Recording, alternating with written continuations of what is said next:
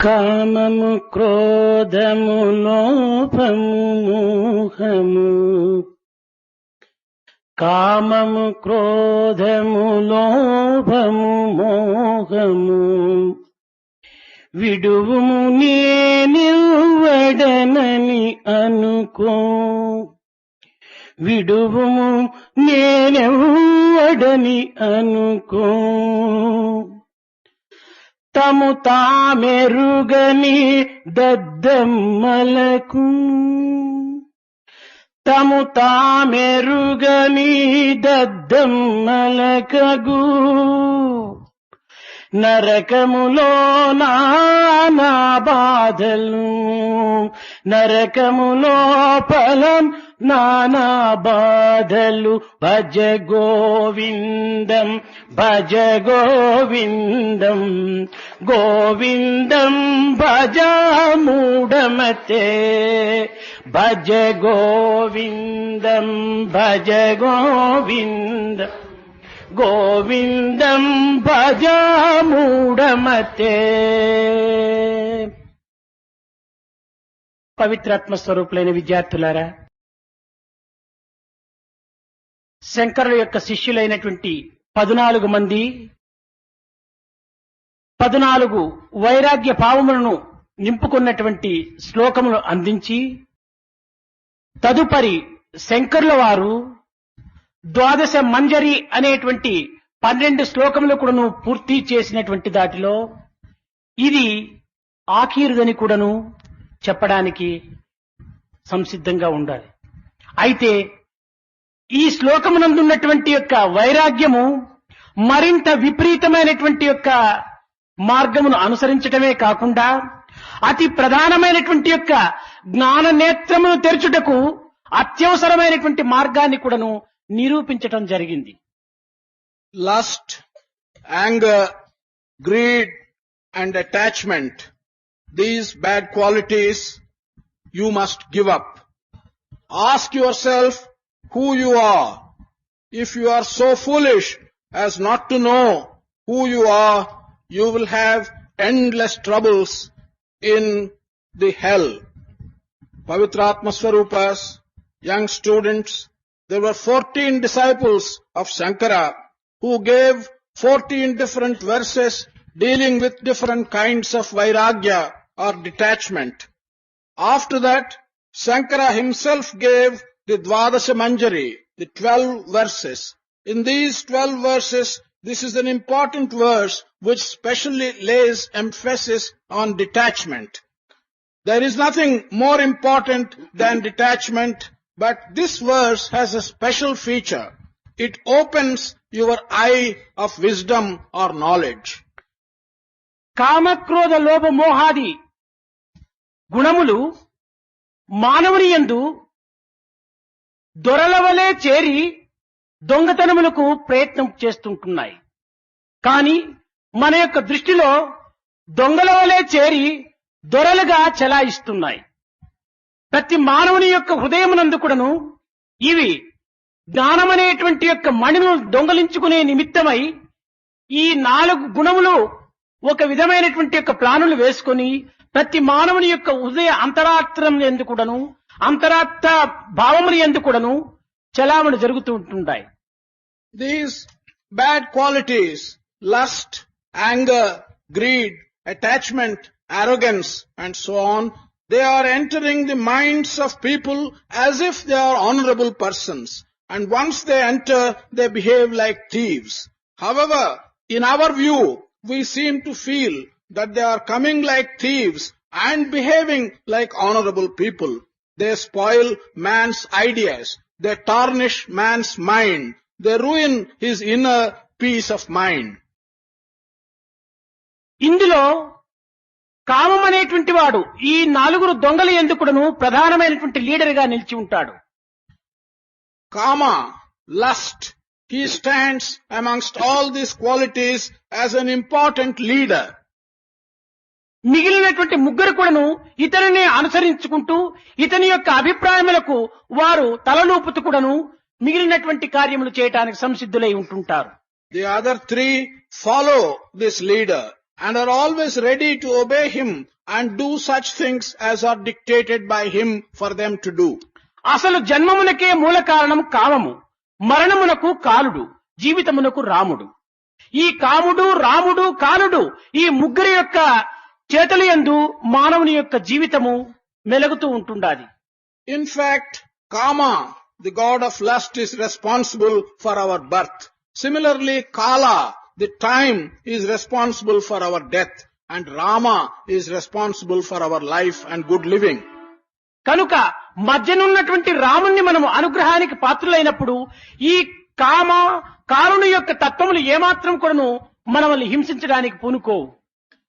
If therefore we can deserve by our conduct the grace of Rama who comes in between, then the Kama who is at the beginning and the Kala or the time who is at the end, they are not going to trouble us very much. నిమురు కప్పిన నిప్పు వలె, పాచి కప్పిన జలము వలె, పొర కప్పిన కన్ను వలె ఈ యొక్క కామం అనేటువంటిది జ్ఞానమును కప్పుకొని ఉంటుంటాది. Like fire which is covered by ash, like water which is covered by a layer, like the eye which has got a cover of cataract, this Kama doesn't show itself up, it is covered by something which doesn't make it evident. This is covered by wisdom.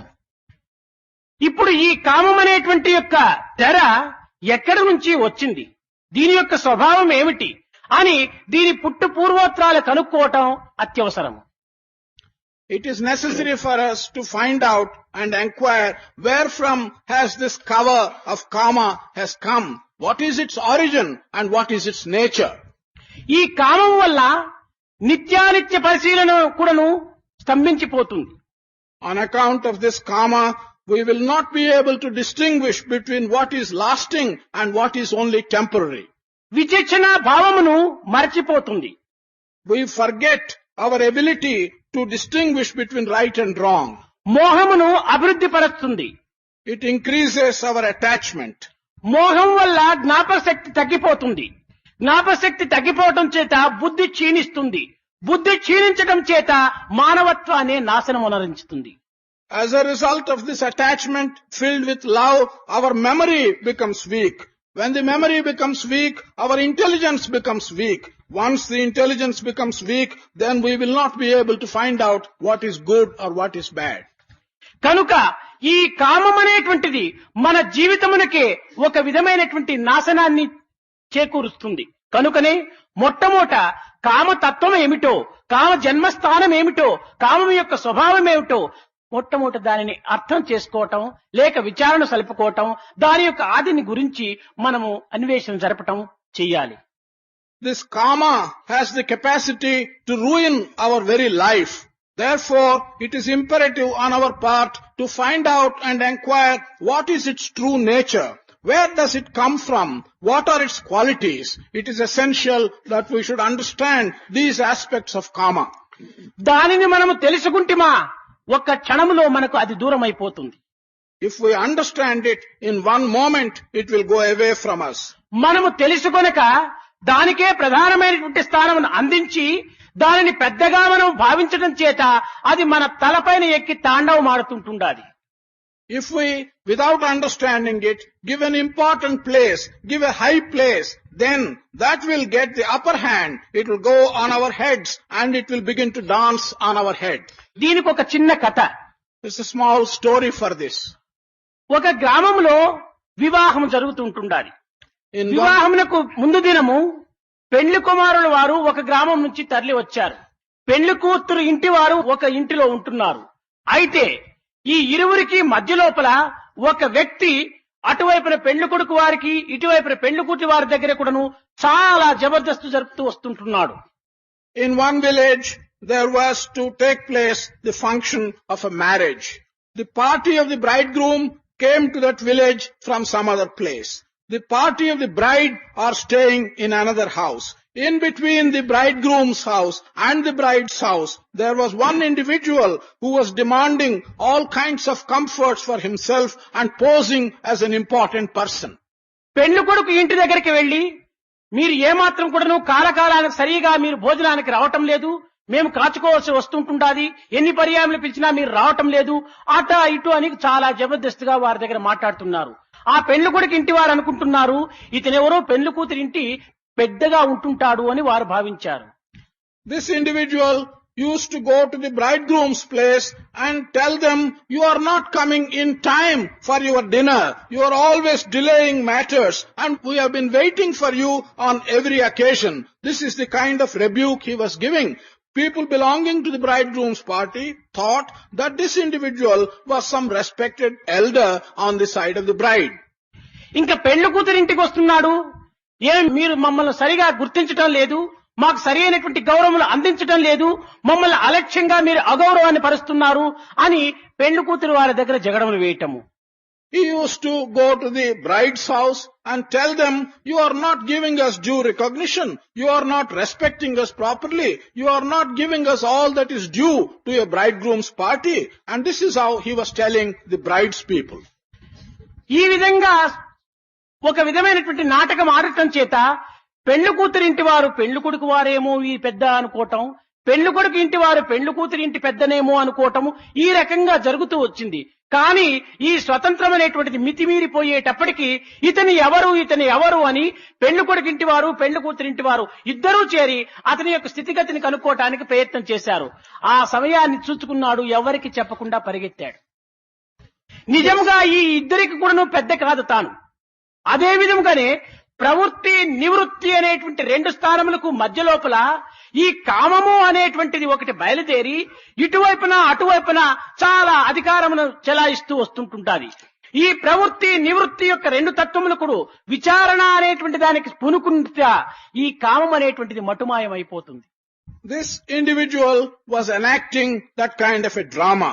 He was going to the bridegroom's people and behaving as if he was a respected elder from the bride's side. He was going to the bride's people and was behaving as if he was an elder from the bridegroom's side. The moment both the parties felt that he was crossing his limits and he was not behaving properly, both the parties started making an inquiry as to who he was. And very soon they were coming to know that he does not belong either to the bride's party or to the bridegroom's party. When such a situation arose, this man slipped away and disappeared altogether. In this analogy, we have like the two parties, pravrutti and nivrutti. That is, what is concerning this world and what is concerning detachment. Once you have these two, kama, like this individual, plays and enacts this particular drama going to one and the other, pravrutti and nivrutti.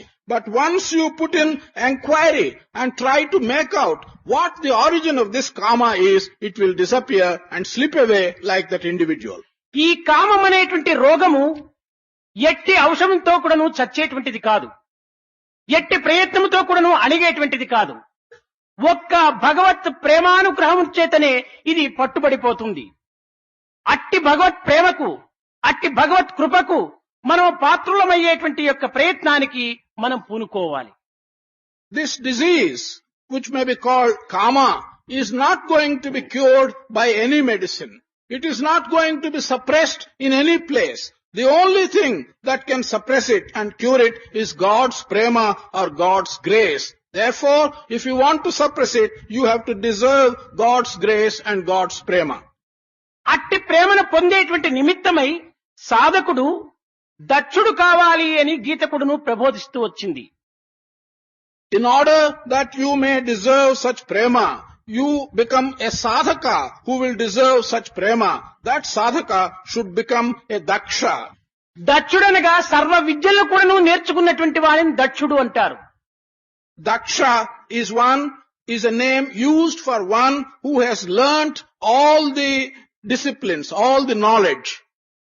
అనుగా ప్రవృత్తి విద్య, నివృత్తి విద్య, అపర విద్య, పర విద్య, ఈ అన్నింటి విద్యలు కూడా నేర్చుకున్నటువంటి వాడిని ఈ 64 విద్యలు ఉంటున్నాయి.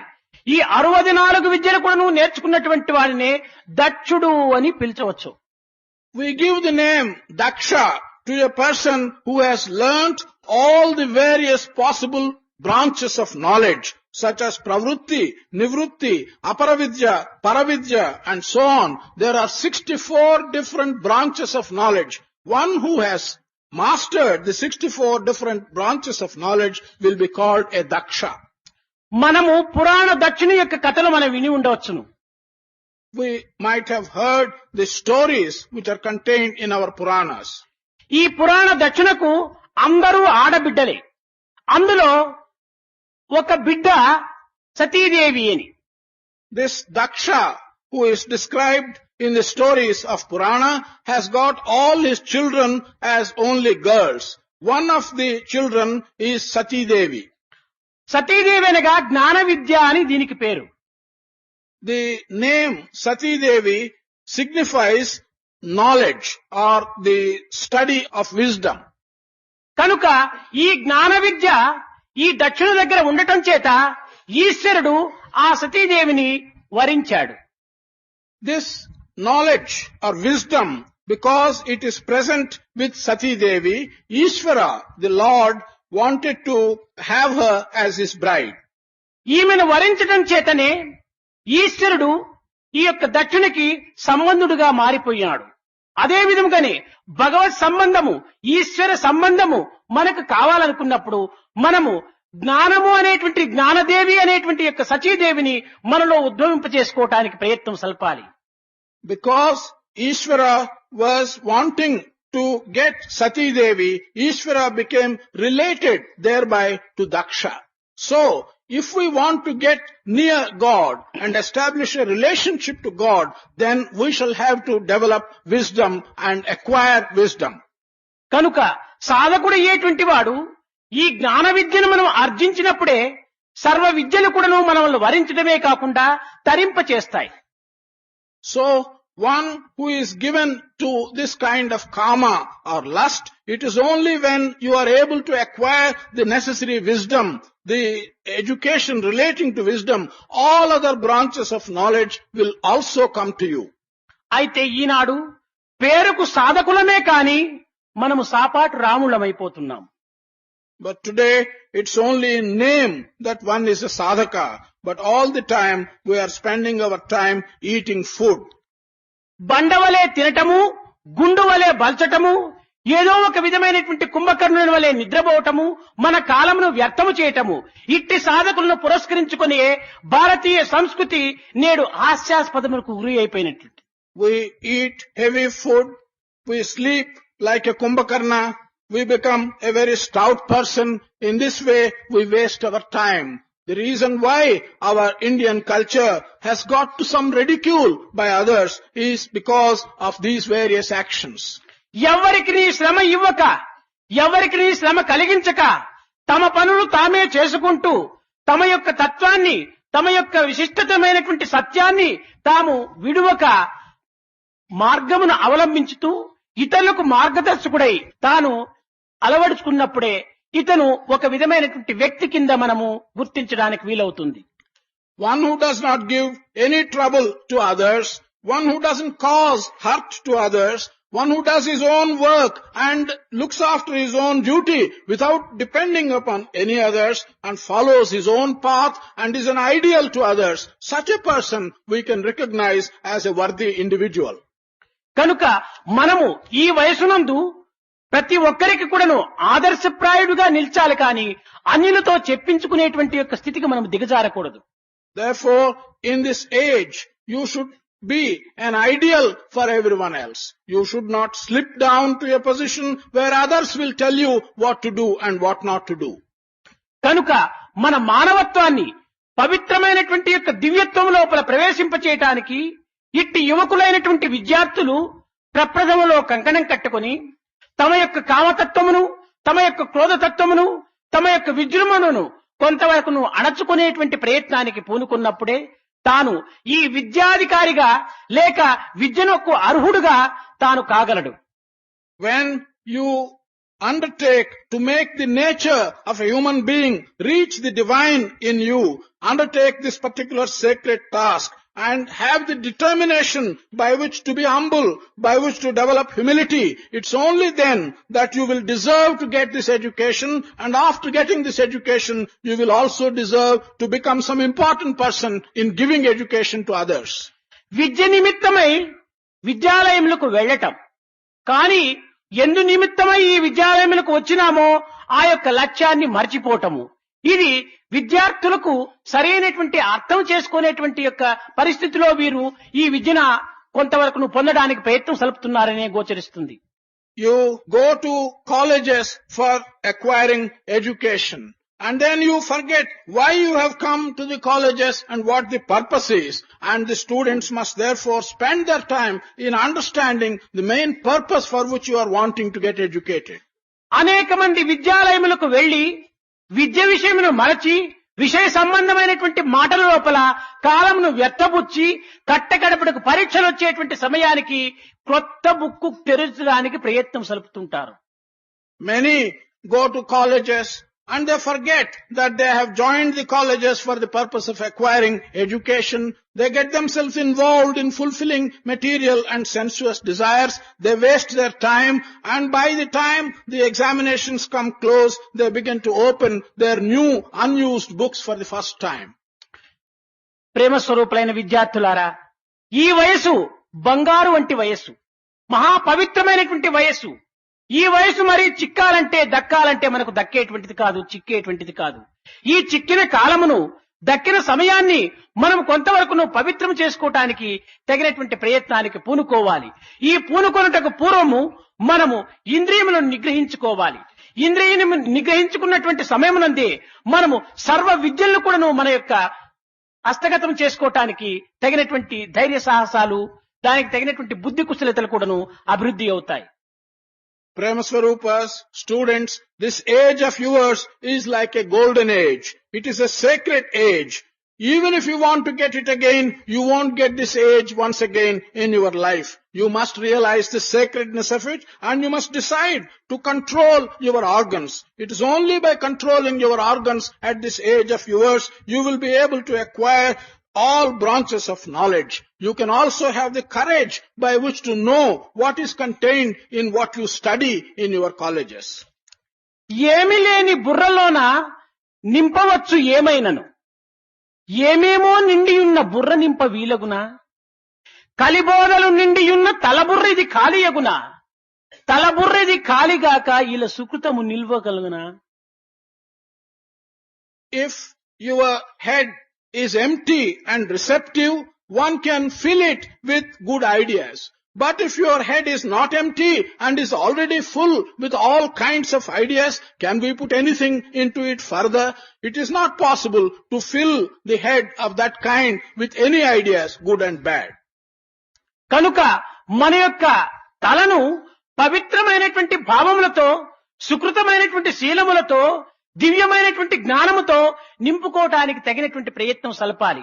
అంతేకాని ప్రపంచంలో జరిగేటువంటి నానా లౌకికమైనటువంటి యొక్క ఈ మలినమైనటువంటి విషయాలను లేక రోతబట్టినటువంటి యొక్క పాత గుణములను కూడాను మనము బుర్రలో నింపుకోవటానికి పూనుకోకూడదు. You must try and fill your heads with sacred ideas. You must fill it with good sayings. You must also fill it with wisdom and knowledge. You should not fill your head with impure ideas. You should also not fill your head with rotten things which have been abandoned long ago. దీనినే భగవద్గీత కూడాను, నాయనా నీలో చేరినటువంటి అపవిత్రమైనటువంటి భావములను ఒక్క పర్యాయం చక్కదిద్దుకోవటానికి సాధ్యం కాదు. మెల్లమెల్లగా మెల్లమెల్లగా దానిని సరైనటువంటి మార్గంలోకి తెప్పించుకోమని చెప్పిన కూడాను భగవద్గీత ప్రబోధిస్తూ వచ్చింది. Bhagavad Gita has touched on this aspect. It is stated therein that the large number of impure ideas that have entered you cannot be rectified all of a sudden. They can only be rectified slowly and steadily, one after another. ఈ విధమైనటువంటి యొక్క మార్గమును కొంతవరకును ఉద్రేకపరిచేటువంటి గుణములను క్రమక్రమేణా మనము తగ్గించుకోవటానికి తగినటువంటి ప్రయత్నము ఎట్టిదనగా ఒక్క భగవత్ అనుగ్రహానికి, భగవత్ ప్రేమకు మనము ఏ యొక్క హృదయాన్ని అర్పితం చేస్తామో అప్పుడే ఇవన్నీ కూడాను క్రమక్రమేణా చల్లబడి తగ్గిపోవటానికి కూడాను పూనుకుంటాయి. The path that will help you to reduce the exciting qualities and to decrease these bad ideas which have gone into you steadily, one by one and slowly, is to get your heart conduct itself in a manner so as to deserve the grace of God, so as to deserve the prema of the Lord. కానీ ఒక్కొక్క పర్యాయం మనము తలంచుతూ ఉంటాం. ఇంత గాఢంగా నిలిచిపోయినటువంటి ఈ దుర్గుణాలను మనం ఏ రీతిగా సులభంగా తప్పించుకోవడానికి వీలవుతుంది, ఇది నా జన్మలో జరగనటువంటిదని కూడాను మనం బలహీనులైపోతుంటాము. అట్టి బలహీనతకు మనం చోటు ఇవ్వకూడదు. తగినటువంటి ప్రయత్నాన్ని కూడాను మనం గట్టి పట్టుతో దాన్ని సాధించడానికి పూనుకోవాలి. Sometimes we think these bad ideas are so firmly rooted in us, how are we going to get rid of them? I have not got the necessary strength to get rid of these firmly rooted bad ideas.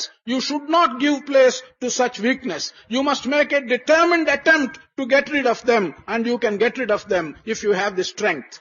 మంచి అభ్యాసములు కానీ చెడ్డ అభ్యాసములు కానీ మనము యొక్క చేయటం చేతనే, మన యొక్క అభ్యాసముల చేతనే అవి పెరిగినవి కానీ లేకున్నా హఠాత్తుగా మన యొక్క తలలో చేరినటువంటివి కాదు.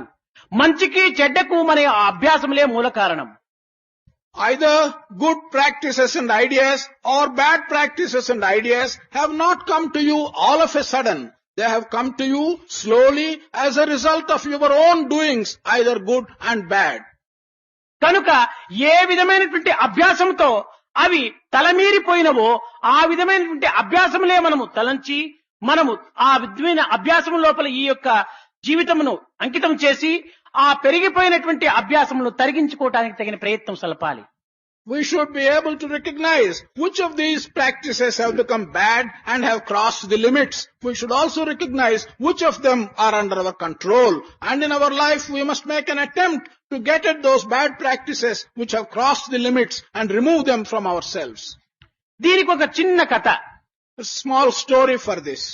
ఒక వ్యక్తి నిరంతరము కూడాను అపిని అంటారు నల్లమందు తినటము చాలా అలవాటు చేసుకున్నాడు. One individual got into the bad practice of eating opium. కానీ దానిని నిలబెట్టడానికి సాధ్యం కావటం లేదు. నిరంతరము మత్తులో ఉంటుండి తన ఆరోగ్యాన్నంతా కూడాను పాడు చేసుకుంటూ వస్తున్నాడు. It was not possible for him to control his taking the opium. And by taking opium, he was always in a kind of coma and he was ruining his health. ఈ విధమైనటువంటి బలహీన స్థితి లోపల ఆ గ్రామమునకు ఒక మహనీయుడు వచ్చాడు. While he was passing in this weak state of health, one great person came to that village. ఆ సమయం లోపల గ్రామస్తులందరూ కూడాను ఆ మహనీయుని దర్శించడానికి వెళుతూ వచ్చారు. ఆ గుంపుల లోపల ఈ వ్యక్తి కూడాను ఆ మహనీయుని దర్శించడానికి వెళ్ళాడు. All the individuals in the village were going to have the darshan of this Mahapurusha. Along with the crowd, this particular person who was taking opium also went there to have his darshan. ఒక్కొక్కరు వారి కష్టములు, నష్టములు, అనారోగ్యములు ఇలాంటి యొక్క బాధలను చెప్పుకుంటూ ఆ మహనీయుని యొక్క ప్రబోధనలు కొంతవరకును ఆలకించి వారి యొక్క ఆదేశమంతా కూడా వీరు అనుభవించి అందుకొని వస్తూ ఉండేటువంటి వారు. ఈ సమయం లోపల ఈ అపిని తినేటువంటి వ్యక్తి కూడాను అతి సమీపించేటప్పటికీ, నాయన నీ ఆరోగ్యాన్ని పాడు చేసుకున్న తర్వాత ఈ లోకంలో నీవు చేయవలసినటువంటి కార్యములు ఏ రీతిగా చేయగలవు? కనుక నీవు ఆరోగ్యమును మొట్టమొదట చూసుకో. దేహమే ఆరోగ్యము. ధర్మ అర్థ కామ మోక్షానాం ఆరోగ్యం మూలముత్తమం. ఆరోగ్యం చక్కకుంటే కదా ఈ ధర్మార్థ కామ మోక్షములైనటువంటి పురుషార్థములు కూడాను మనం సాధించడానికి వీలవుతుంది అని అనేక రకములైనటువంటి బోధనలు చేసి నీవు దీనిని తగ్గించుకోవడానికి తగినటువంటి ప్రయత్నం సల్పమన్నాడు. Each of these persons in the village was going to see this Mahaniya and tell him their troubles, their ill health, their various kinds of difficulties into which they were being driven. And the great person was listening to them and advising them. Along with them, this opium eater also went to this great person. As soon as he was in his presence, he told him, your health is bad. Your health is not at all good. How can you do anything in this world with a bad health? You must improve your health. We talk of the Purusharthas, Dharma, Artha, Kama and Moksha. How can you acquire them if you do not have the necessary health? Take care of your health and first improve your health. స్వామి, ఏ రీతిగా నా చేత కాకున్నది? తమరే ఏదైనా ఒకటి ఆదేశమిచ్చి తమ అనుగ్రహించి ఆ అభ్యాసం ఏ రీతిగా చేయాలో చెప్పండి, తప్పక నేను అనుసరిస్తానని ప్రార్థించాడు. This opium eater was praying to Swami and said, Swami, how can I do it? I am not able to do it. I have not got the strength to do it. If you tell me some method by which I can take care of my health, I shall certainly follow. అయితే నీవు నిత్యము ఎంత ప్రమాణం ఇక opium తింటున్నావు అని అడిగాడు ఈ గురువు. The Guru asked him, how much opium do you eat each day? అయితే అతను చెప్పాడు, ఒక్కొక్క దినం ఎక్కువగానే తింటుంటాను, ఒక్కొక్క దినం తక్కువగా తింటుంటాను. అయితే ఇంతవరకు నా యొక్క కొలతగా నేను చెప్పవచ్చును అని ఒక విధమైనటువంటి ఒక సైజు చెప్పాడు. This man said, yes, on some days I eat large quantities, on some days I eat small quantities, but on the whole I can say that I eat a certain quantity, and he showed a measure of opium every day. సరే, అంత ప్రమాణమైనటువంటి ఒక chalk piece తెప్పించాడు. The Guru got a chalk piece of that size which this man indicated as the quantity of opium he was eating every day. నాయన, ఇంత ప్రమాణం దిన్నము తింటూ ఉంటుండమని ఆ యొక్క వ్యక్తికి బోధించాడు. అందుకు తాను చాలా ఆనందించాడు. పూర్తి వదలమని చెప్పలేదు కదా అనుకొని ఇంతైనా తినమని చెప్పాడు కదా అని, స్వామి తప్పక నేను దీనిని ప్రమాణమే నేను నిత్యము తింటుంటాను అని ఒప్పుకున్నాడు. This individual was very happy. He was afraid that the Guru would ask him to completely give up the opium. On the other hand, when he told him to eat each day a quantity which is equivalent to that piece of chalk, he was quite happy. సరే, అతను ఒప్పుకున్న తక్షణమే ఈ మహనీయుడు చెప్పాడు, అయితే నీవు తీసుకునే సమయం నందు మాత్రము ఇంత ప్రమాణం తీసుకో. అది తీసుకున్న తరువాత ఇదే చాక్ పీస్ తో నీవు 3 పర్యాయములు ఓం అని రాసి తిరిగి దానిని భద్రం పెట్టుకుంటుండు. నిత్యము ఈ చాక్ పీస్ అంతనే నీవు తింటూ ఉంటుండవని ఈ గురువు బోధించాడు. The Guru told him, as soon as he agreed to eat each day the same size of opium as the chalk piece, the Guru told him, as soon as you eat the opium on a particular day, you take the chalk piece and write 3 times Om on a board. And keep the chalk piece carefully with you after you write it on the board. ఈ విధంగా దినము తన యొక్క కొలత తీసుకుంటూ 3 పర్యాయములు ఓం ఓం అని రాసేటప్పటికి దినదినానికి చాక్ పీస్ తగ్గుతూ తగ్గుతూ తగ్గుతూ తగ్గుతూ వచ్చేసేసింది. In this way, after eating the opium which is of the size of the chalk piece, and when he wrote 3 times Om on the board, the size of the chalk piece day after day was becoming smaller and smaller. ఈ విధంగా కడపటికి ఆ యొక్క chalk పీసు పూర్తి అంతర్ధానమైపోయింది. తన అభ్యాసం కూడా పూర్తి నిలిచిపోయింది. Towards the end, as he reached the end, the chalk piece became smaller and smaller and altogether vanished in size. So also, his habit of eating opium became smaller and smaller, and altogether he lost the habit of eating opium. మనము కూడాను ఈనాడు ఒకే దినము 10, 12, 15, 20 సిగరెట్లు తాగరు. ఒక దినం 1, తర్వాత 2, తర్వాత క్రమక్రమేణా అయిపోయి రాత్రింపగలు కూడాను చైన్ స్మోకింగ్ చేస్తూ కూర్చుంటాం. ఈ అభ్యాసం ఎట్లా వచ్చిందంటే క్రమక్రమేణా పెరుగుతూ వచ్చింది. అయితే దాన్ని మనం క్రమక్రమేణా తరుగుతూ తెప్పించుకోవాలి. In the same manner, today we smoke cigarettes. 10, 12, 20, 25, it goes on increasing and becomes chain smoking day and night. How has this come to us? It has come by increasing slowly and steadily. How can we get rid of it? We should get rid of it by decreasing it slowly and steadily. ఇదే విధముగానే మనం అనేక రకములైనటువంటి దుర్గుణాలను మనం క్రమక్రమేణా పెంచుకుంటూ పోతుంటున్నాము. కానీ ఈ దుర్గుణములు ఇవి మనకు అపకారి అని గుర్తించిన తరువాత క్రమక్రమేణా దాన్ని తగ్గించుకోవటానికైనా ప్రయత్నం చేస్తే అప్పుడు మనం తెలివితేటలు కలిగినటువంటి వారమని అనుకోవచ్చును. ఇది తప్పని తెలిసి కూడాను దాన్ని తగ్గించుకోవటానికి తగినటువంటి ప్రయత్నమే మనం చేయలేకపోతే మన తెలివితేటలు కాల్చడానిక ఎందుకోసం మన తెలివితేటలు? In the same manner, the various bad qualities have been growing in us. Even after recognizing those bad qualities to be harmful, if we do not make an attempt to decrease and give up those bad qualities, that is bad. After being knowledgeable that there are bad qualities, if you do not give up those bad qualities by making an attempt, what is the purpose of your knowing and your knowledge?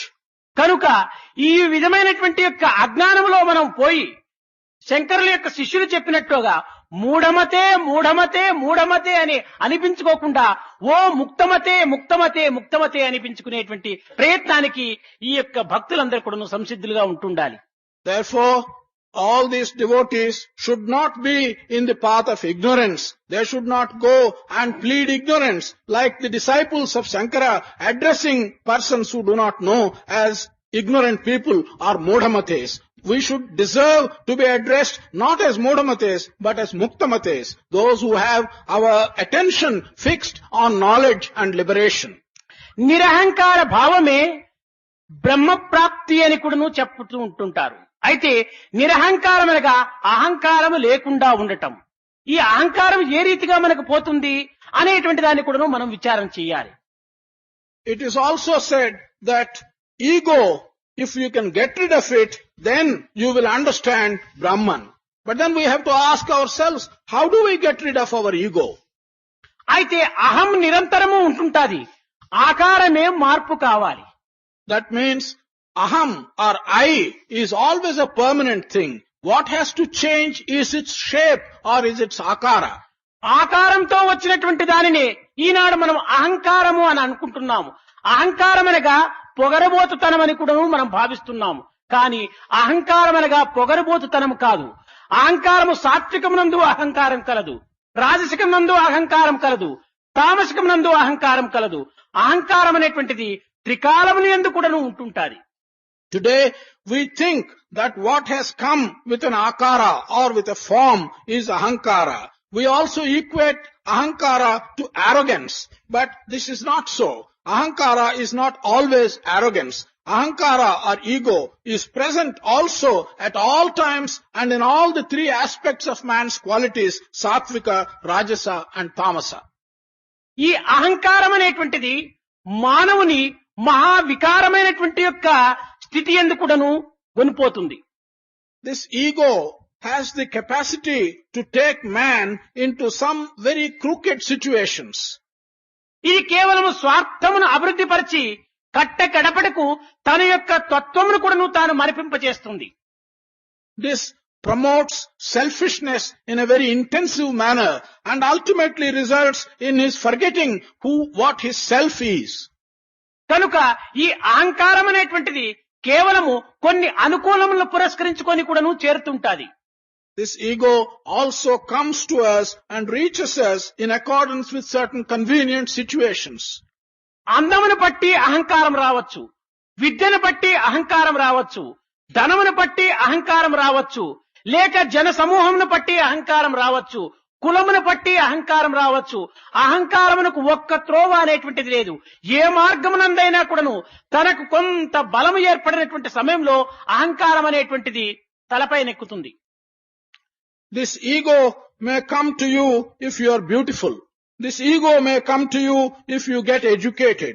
It may come to you if you are a wealthy person. It may also come to you if you belong to a high community. It may come to you on the basis of your caste. It may come to you through various passages like that. Once it comes to you through one or other of these passages, it sits on your head. మన యొక్క అందము చూస్తామా అనుకుంటే మించినట్టుగా ఒక్క తూరి ఇది మాయమైపోతుంటుండాలి. If you want to think of the beauty which you have, this simply shines like a lightning and disappears in a moment as a lightning disappears. ఇంకా జన సమూహము ధన సమూహము చూస్తామా అంటే కేవలము అది ఒక పాసింగ్ క్లౌడ్స్ మాదిరి మనల్ని భ్రమింపచేసి తక్షణమే అది ఎండమావుల వలె మరుగుపడిపోతుంటుండాది. If we, on the other hand, look at our wealth or look at our strength which other people and friends give us, these things are simply like mirages. They disappear in a moment. ఇంకా మనము అధికారం యొక్క అహంకారము చూస్తామా అంటే అధికారం ఎప్పుడు ఊడుతుందో, ఎప్పుడు పెరుగుతుందో, ఎప్పుడు తరుగుతుందో ఉన్నంత వరకే మనకు ఈ యొక్క బాధ్యత. తదుపరి మనము సామాన్యమైనటువంటి స్థితి అందుతుంటాము. కనుక అధికార స్థితి ఎందు కూడాను అహంకార పట్టడానికి అవకాశం లేదు. If we look at a possible position and authority, then one does not know when this position and authority will rise or will become less or will vanish altogether. The moment you lose the position and authority, you become an ordinary person. There is no point in thinking of ego which depends on your position or authority. ఇంకా విద్యా విషయముల గురించి మీరు అహంకారపడతారా? నిజమైనటువంటి విద్య అంటే అహంకారము లేనిదే విద్య. అహంకారం ఉంటే అది విద్యనే కాదు.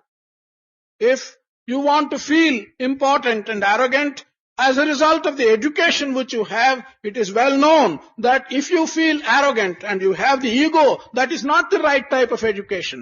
True education brings only humility and not ego. విద్యే వినయ సంపన్నే అన్నారు, పండితో సమదర్శన అన్నారు.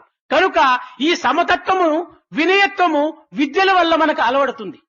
Education brings in its wake great humility. And all educated people have an equal mindedness. They think of everyone else in the same manner. This humility and this equal mindedness should follow education. అంధుడగువాడు ఎవ్వడి అవని ఎందు అనగా విద్యలన్నీ కలిగియు అనగా అన్నీ ఉండి కూడాను తాను కన్నులు లేనటువంటి గుడ్డివాడైపోయినటువంటి వాడట. If we ask, who is the blind man in this world? The blind man is one who has all the knowledge, who knows everything, and yet he is not able to see things properly. అనగా పెద్దలను చూచినప్పుడు, ఇంకే విధమైనటువంటి యొక్క దేశకాల పాత్రను అనుసరించినప్పుడు మనము అతి వినయులై అందరికీ కొన్ని రకమైన సేవను అందించేటువంటి యొక్క స్థితి లోపల మన యొక్క వ్యక్తిత్వాన్ని మనం అర్పితం చేయడానికి పూనుకోవాలి. ఇదే నిజమైనటువంటి విద్యకు సరైనటువంటి అర్థము. If only we are able to give service and appear in an humble manner and with humility when you see elders and in the country and at appropriate times and in appropriate environments, we are able to conduct ourselves with humility. That is the sign of proper education. చదువులలోని సారము తెలియక చదువరి నేనంచు తిరుగకురా, చదువుకొన్నందుకు సార్థకమేమన్న సద్గుణ నడకలే సారమురా అన్నాడట. Without knowing the essence of education, do not go about saying that you are an educated person. To know the essence of education is to realize that you should be humble and you should be knowledgeable. అందము ప్రాయము ఇంద్రియ శక్తియు నున్నది నిక్కకు రోరన్నా, ముందున్నదిరా తొందరలోని ముసలితనంబను ముషుళ్ళ పండగ అన్నాడట. Your beauty, your age, the strength of your organs, do not feel very proud. The troubles are ahead of you when you become old. Then you will realize that these have no value. మసలలేవు కను మసకలు మోమున మడతలువడు తల నరుచుగదా, ముసలి కోతి అని పసివారలు నిన్ను ముసిముసి నవ్వగ కసరే బొమ్మ, తై తై తై తై తై బొమ్మ దీని తమాష చూడర తోలు బొమ్మ అన్నట. You cannot move about. You cannot see with your eyes. Your vision is bad. Your head has become grey. And the young people, when they look at you, they call you an old monkey who is not able to look at things and move about. And what is the purpose in your feeling proud about this leather body which has no value at all when you become old? కనుక మనము విద్యార్థులైనటువంటి వారు ఈ యొక్క ధనము కాని, అధికారమును కాని, కులమును కాని, వయసును కాని లెక్కించక విద్యను మాత్రమే మనం లక్ష్యం ఉంచుకున్నప్పుడు వినయమైనటువంటి భావముతో మన జీవితమును విద్యకు ప్రకాశవంతమైనటువంటి యొక్క తేజస్సును అందించినటువంటి వారమైపోతాం.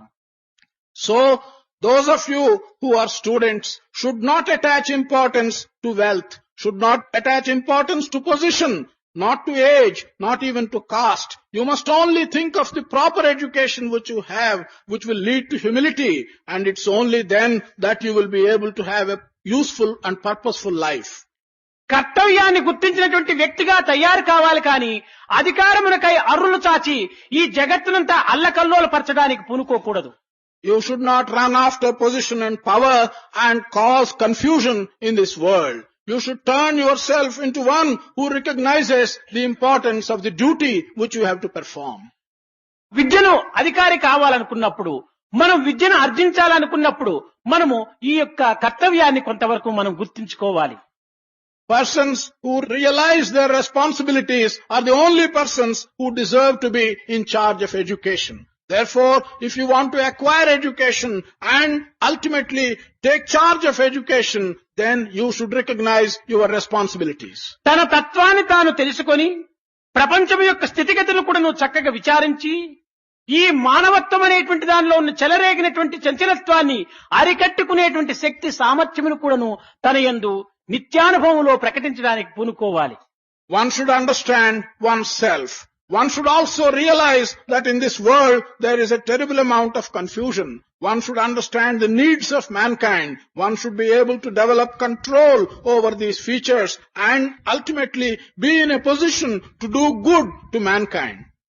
దివ్యాత్మ స్వరూపులైన విద్యార్థులారా, ఈ విద్యను ఆర్జించే నిమిత్తమై కళాశాలలకు వెళ్ళటము, ఇంకా విద్యాలయములకు వెళ్ళటము, పాఠశాలల్లో ప్రవేశించటము జరుగుతూ ఉంటాది. కానీ మన విద్య కేవలం ఒక పాఠశాల నుంచి కాదు, కేవలం ఒక కాలేజీ నుంచి కాదు, కేవలం ఒక స్కూల్ నుంచి కాదు. మనము ప్రపంచం అన్ని వైపుల నుంచి కూడాను మనం తెలుసుకోవాల్సినటువంటి విద్యలు ఎన్నో ఉంటుంటున్నాయి.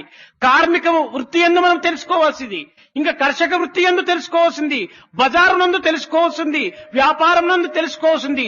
విద్యకు అంత్యం అనేటువంటిదే లేదు. మనం ప్రవేశించిన ప్రతి ఒక్క ప్రదేశం నుంచి కూడాను మనం తెలుసుకోవాల్సినటువంటివి ఎన్నో ఉంటున్నవి. అవన్నీ కూడాను మనకు ఈ విశ్వమే ఒక విశ్వవిద్యాలయంగా మనం భావించుకోవాలి. Divyatma Swarupas, students, you go and join schools, you join colleges, you join universities for the purpose of getting education. Do not think that the education which you should get is only to be got from the schools or colleges or universities. Education should be got from all the world over. A workshop can give you education. Agriculture can give you education. The profession of trade can give you education. Movement in the market can give you education. All aspects of life can give you education. You must be able to learn from everything in this world. You must regard the world as the university of the world. నిద్ర నుంచి లేచి మరి నిద్రపోయేడు దాకా పొట్టకై హద్దును పద్దులేక వ్యయమందుచు చేయుచు జీవితంబు నీ విద్యల దారబోసి ఈ పరమాత్మని పాదము పట్టలేని నీ విద్యలన్నీ నిరర్థకము కల మానవా అన్నాడు. From the time you get up from your sleep till the time you go to bed again, for the sake of filling your stomach with some food, you are spending all your education. What is the use of your life? What is the use of spending all your effort and knowledge simply for filling your stomach from morning till evening? If you cannot get to the feet of the Lord, what is the purpose in having all this knowledge? కనుక దైవభావమును నీ యొక్క హృదయ స్థానం నందుంచుకొని సర్వ జీవులను కూడాను నీవు సమానమైనటువంటి యొక్క బ్రదర్హుడ్ అనేటువంటి దీని కింద నువ్వు ఉపయోగించుకో, తప్పక అంత పవిత్రమైపోతుంది. You must have in your heart God. You must recognize all the beings as equal, and you must develop the brotherhood of all the living beings. ఇట్టి పవిత్రమైనటువంటి స్థితి మనకు లభ్యం కావాలనుకున్నప్పుడు ఈ కామ, క్రోధ, లోభ, మోహం అనేటువంటి ఈ 4 దొంగలను కూడాను మనలో నుంచి కూడాను బయట తరమడానికి మనం పూనుకోవాలి. If you want to reach such a sacred situation and develop yourself into such a useful person, you must make every effort to turn away these 4 thieves: lust, anger, attachment and greed. ఈ దొంగలు మన లోపల ఉన్నంత వరకు కూడాను మనకు ఈ జ్ఞానం అనేటువంటి ధనము దక్కుతుందనేటువంటి నమ్మకం ఉండదు. So long as these thieves are in you and are living with you, there is no certainty that you will be able to get this treasure of wisdom. అయితే ఈ దొంగలను పూర్తి తరిమి మనము ఇంకొక పెద్ద దొంగను మనలో చేర్చుకోవాలి. But after driving away these thieves, we shall have to get a bigger thief into us.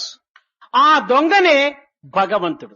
అతని వలనే చిత్తచోర అనేటువంటి పేరు కూడా అతనికి సార్థకం.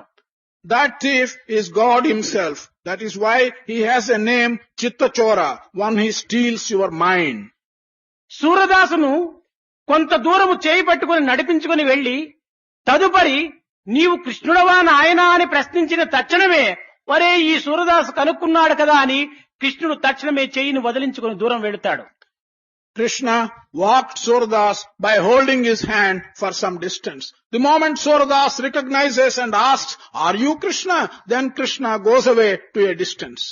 అప్పుడు సూరదాస్ చెప్తాడు, నిన్ను గనుగొనగలమా, నిన్ను గనుగొనగలనా కృష్ణ, నిన్ను గనుగొనగలనా. అణువు కంటే అతి సూక్ష్మరూపుడవు, ఘనము కంటే అతి ఘననీయుడవు, 84 లక్ష జీవముల అనయంబున నెడబాయకుందువట, అణువు రేణు తృఢకాష్టము మొదలుగా అఖండ రూపుడవై వెలయుదువట, నిన్ను గనుగొన్నగల్లమ్మా కృష్ణ, నిన్ను గనుగొన్నగల్లమ్మా. ఘనమగు దొంగలలో గజ దొంగవు, నిన్ను గనుగొన్నగల్లనా అని కృష్ణుణ్ణి వర్ణించినాడట. Suradas described Krishna in the following terms. How can I find you, Krishna? How can I understand you? You are smaller than the smallest particle that one knows. You are larger than the largest infinity one can conceive of. You are bigger than the 84,000 lakhs of creations. You are the biggest thief among the big thieves. How can I understand you and how can I find you? కనుక ఈ అహంకారమును అణచడానికి నీ ఒక్కడే సరి అయినటువంటి యొక్క శక్తి సామర్థ్యుడు స్వామి అని, ఈ అహంకారమును అణచటం చేతనే అతనికి మధుసూదన అనేటువంటి పేరును కూడాను అందించాడు. In recognition of the fact that God is the only one, He is the only one who can really remove ego and ahankara from us. It is in that context He has been called Madhusudana. Madhusudana అనగా మధు అనేటువంటి రాక్షసుని సంహరించినటువంటి వాడు కనుక మధుసూదనుడు అని కూడాను కొన్ని అర్థములు. కానీ ఇక్కడ ఆ అర్థాన్ని మనం తీసుకోకూడదు. మధు అనగా తేనె కంటే తీయనైనటువంటి పదార్థము, అతి మధురమైనటువంటిది. అటు మధురమైనటువంటిది మానవునికి ఏమిటంటే అహంకారమే అతి మధురమైనటువంటిది.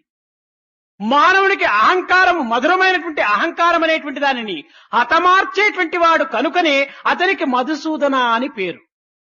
Madhusudana has got one meaning in as much as Madhu is the name of a demon, and one who has conquered a demon by the name of Madhu is called Madhusudana. But that is not the meaning in which we use it here. Madhu also means sweeter than honey. What is it that is sweeter than honey for man? Man goes after his ego, that is sweeter than honey. One who can completely destroy this ego, which is sweeter than honey, is also Madhusudana. మధుస్వరూపమైనటువంటి మధురమైనటువంటి యొక్క భగవంతుడు మానవునికి మధురమైనటువంటి అహంకారమును హతమార్చటం చేత అతను మధుసూదనుడైనాడు. తాను మధువుగానే ఉన్నాడు, హతమార్చినది మధువుని. కనుక ఆ మధువును అనేటువంటి దాన్ని మధువే హతమార్చింది కనుక అతనికి మధుసూదనుడు అని కూడాను ఇంకొక పేరు. God is in the form of sweet honey. We regard God as sweeter than honey. So also ego is sweeter than honey for man. This one sweet thing has destroyed another sweet thing. That is the reason why we call God also Madhusudana. కనుక మన అహంకారం అనేటువంటి మనకు అతి మధురమైనటువంటి అహంకారాన్ని హతమార్చేటువంటి వాడు ఒక్క భగవంతుడే కనుక అట్టి భగవంతుణ్ణి మనం విశ్వసించి ఈ అహంకారమును విసర్జించి మన జీవితమును ఒక సేవకా వృత్తి ఎందు కానీ లేక పవిత్రమైనటువంటి యొక్క భగవత్ ప్రీత్యార్థమైనటువంటి భావంతో కానీ మన యొక్క కార్యములు యందు మనం కాలిడిచినప్పుడే దానికి తగినటువంటి యొక్క గౌరవము, దానికి తగినటువంటి మర్యాద, తగినటువంటివంతా తానే చూసుకుంటాడు. భగవంతుడి ఏది అర్హతను, ఏ సమయమునందు, ఏ కాలమునందు ఈ యొక్క వ్యక్తికి ఏ అధికారం అందించాలో అంతా తానే చూసుకుంటాడు. Therefore, our ego, which is very sweet, can only be removed by God, who is also very sweet. Therefore, have faith in Him and give up your ego. Develop an idea of doing service. Move closer to God. If you can do that, God, who has removed the ego in you, will Himself see when you have to be respected, what you have to be given, and at what time. This whole responsibility will rest on God Himself. కాన మనము ఈ దుర్గుణములనేటువంటి ఈ 4 దొంగలను కూడాను మన నుంచి దూరం చేసుకునేటువంటి ప్రయత్నం లోపల పూనుకోవాలని ఈ శంకరుల యొక్క వాక్యము ప్రబోధిస్తూ వచ్చింది. భజగోవిందం యొక్క 31 శ్లోకముల లోపల కూడాను కొంతవరకు నిత్యము ఒక్కొక్కటిగా మనం వింటూ వస్తున్నాం. ఇంకా కొన్ని మనము ఈ సమావేశం లోపల చెప్పుకోతగినటువంటివి కాదు. అవి కొంత అతని దృష్టిలో ఉత్తమమైనటువంటివిగా ఉండినప్పటికీ ఈ కాలమునకు ఈ పరిస్థితికి అవి కొంత అసభ్యంగా ఉండటం చేత నేను ఆ శ్లోకములను కొంత వదిలిపెడుతున్నాను. వదిలిపెట్టి మిగిలినటువంటి వాటికి కూడాను మనం అందుకొని తదుపరి మీకు అవసరమైనటువంటి విషయాలంతా కూడాను మీతో తర్కించి మీలో ఉన్నటువంటి డౌట్స్ ను పూర్తి నిర్మూలం చేసి దానిని దూరం చేసి మిమ్మల్ని హాయిగా ఆనందంగా నిర్మలంగా నిశ్చలంగా నిస్వార్థమైనటువంటి సేవకులుగా తయారు చేసి త్వరలోపలనే మీ స్వస్థానాలకు పంపుతాను. It was Shankara's message that you should remove and get rid of these 4 thieves, the bad qualities in you. The 31 shlokas, the verses which consist in Bhajagovinda, we have been having one a day. But in an assembly like this, there are some verses which cannot be expounded with any propriety. There are a few, and those are not being expounded. But I will deal with the other verses and remove all your doubts and explain to you the significance and of Shankara's message, and will send you home happy with a clean and clear mind. ఈనాటితో ఈ మన ప్రసంగాన్ని ముగించి కొంతసేపు నామస్మరణ చేద్దాం. Today I will bring this discourse to a close, and we shall have some namasmaran for some time. మధుర మధుర మురళీ ఘన శ్యామ మధుర మధుర మురళీ మధుర మధుర మురళీ ఘన శ్యామ మధుర మధుర మధురాధిపతే రాధే శ్యామ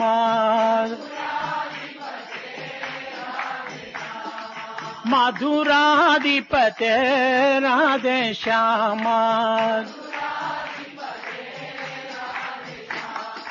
सूरदास प्रभु के गिरधारी मीरा के प्रभु हृदय विकारी मीरा के प्रभु हृदय विकारी मधुर मधुर मुरली घन श्यामा मधुर मधुर मुरली मधुर मधुर मुरली घन श्यामा मधुर मधुर मधुराधिपते राधे श्यामा सूरदास प्रभु के गिरिधारी हे गिरिधारी मीरा के प्रभु हृदय विकारी मीरा के प्रभु हृदय विकारी मधुर मधुर मुरली घन श्यामा मधुराधिपते राधे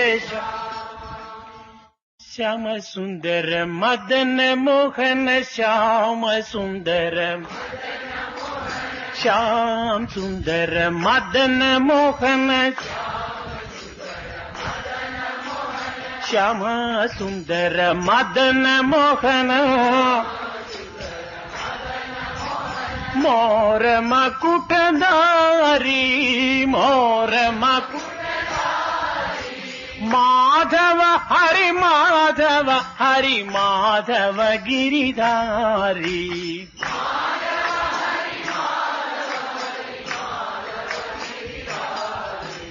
माधव हरि माधव हरि माधव गिरिधारी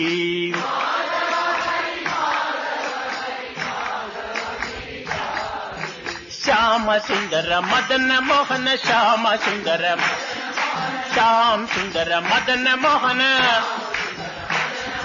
मोर मकुटधारी